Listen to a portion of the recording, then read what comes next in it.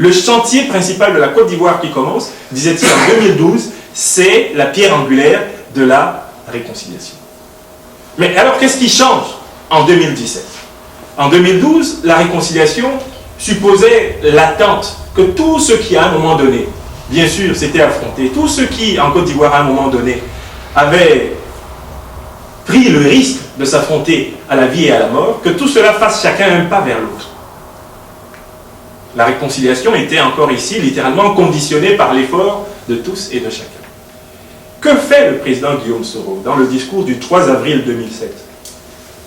Il appelle toutes les bonnes volontés du pays, quels que soient les partis politiques ou les familles politiques auxquelles ils appartiennent, quelle que soit leur sensibilité ethnique ou religieuse, qu'elles soient proprement ivoiriennes ou des amis de la Côte d'Ivoire, il appelle chacun à faire un effort, celui d'aller inconditionnellement au pardon.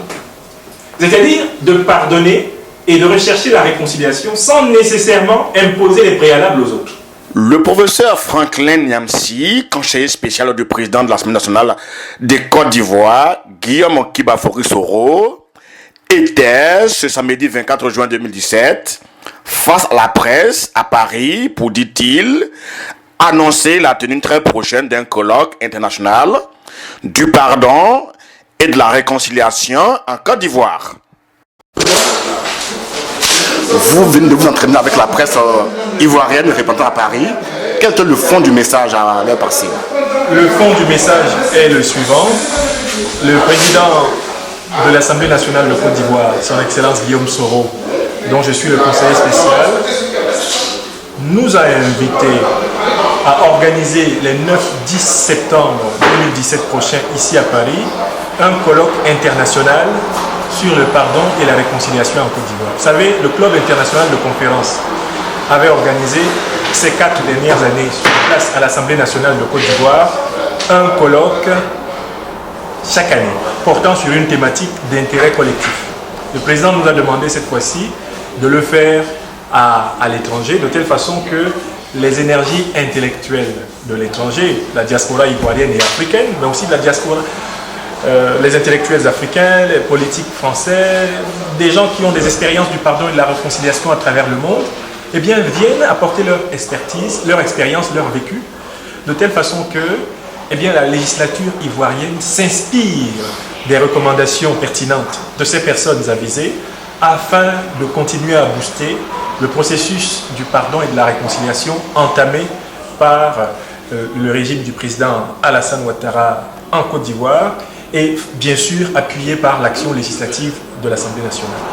Dans ce cadre, il fallait que j'explique ce que signifie la vision du pardon, de la réconciliation du président Guillaume Soro. Elle se déroule à 3 niveaux.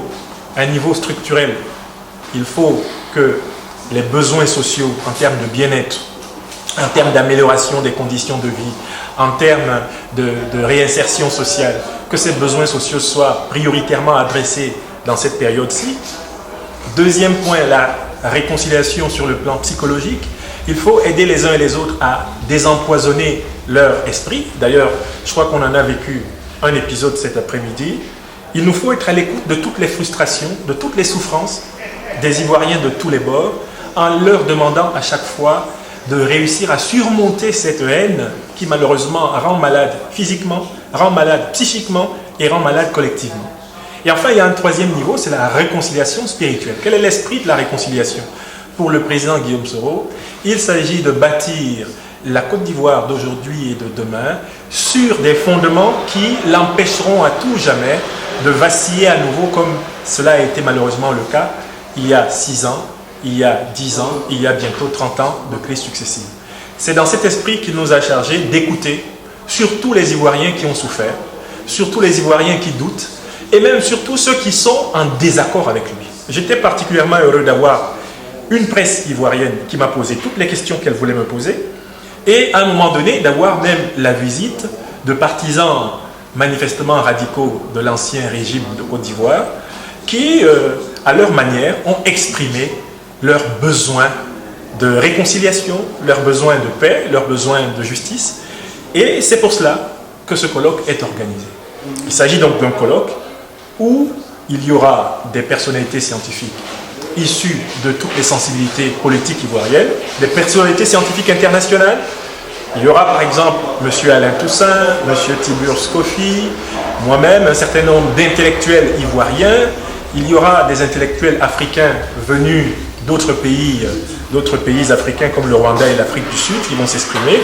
Il y aura des représentants de chaque sensibilité politique ivoirienne, ici dans la diaspora. Et on va surtout évidemment écouter des jeunes, on va écouter des femmes, on va écouter certaines paroles de religieux, tout ce qui est de nature à booster une réconciliation et un pardon durable en Côte d'Ivoire, bien sera débattu ici. Je rappelle que c'est un colloque scientifique, il n'est pas le lieu de la décision politique, mais de la proposition. Les recommandations de ce colloque, mon cher Philippe Pouon, seront par la suite acheminées aux députés de Côte d'Ivoire, quitte à eux de voir comment, en toute légitimité, ils pourront mettre cela en œuvre dans le cadre, justement, de la réconciliation, du pardon, sur le terrain. Notons que la conférence de presse s'est déroulée dans une ambiance bon enfant, avant d'être légèrement interrompue par des jeunes Ivoiriens de la diaspora qui se sont invités, au-delà de tout protocole, porteurs d'un message. Nous faisons partie de la jeune garde des cyberactivistes qui ne voulons pas que les gens les initient les moyens pour réconcilier la Côte d'Ivoire. Les douleurs ont été profondes. Les blessures sont guérissables. La plaie de la Côte d'Ivoire, elle est profonde.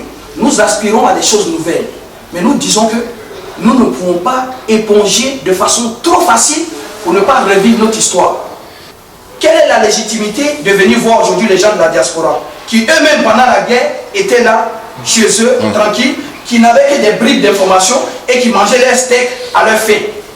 Aujourd'hui, la réalité, ce sont nos frères qui sont dans la sous-région, au Libéria, au Ghana, au Togo, qui souffrent.